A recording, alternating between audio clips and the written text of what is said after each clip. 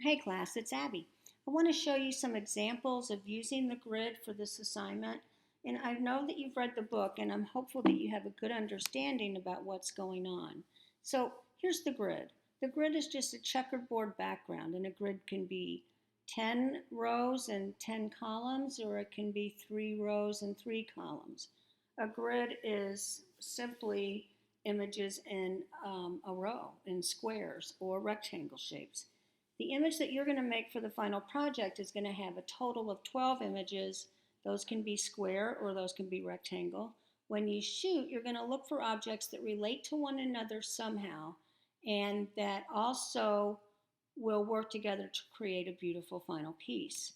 Now, this image by Robert Rauschenberg, you wouldn't think this was a grid until you studied the grid in this book and in this class. So if you look at this, basically it's 1, 2, 3 rows, and it's 1, 2, 4 columns. Oops. So this is a grid. It's just a little bit kiltered a little, some of the images, but this is a great idea. You can go that direction. This photographer found this image, and the grid was really already made for her. And then we have Edward Maybridge, and these photographs were taken many, many years ago. And he was the first photographer that could document exactly how we move our bodies. So these are really scientific images about anatomy and physiology. He's done the same with birds, but they're beautiful, aren't they? 4 across, 3 down. Gymnastics, people walking. This is another one by Sola Witt. It's all grid. Everything's in a grid.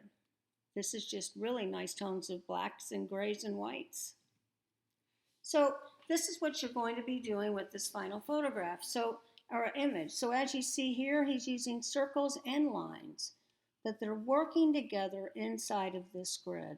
And also the colors are really kind of working together well. So when you guys are working on this assignment, please be certain that you really take some close-up images of what you think might work.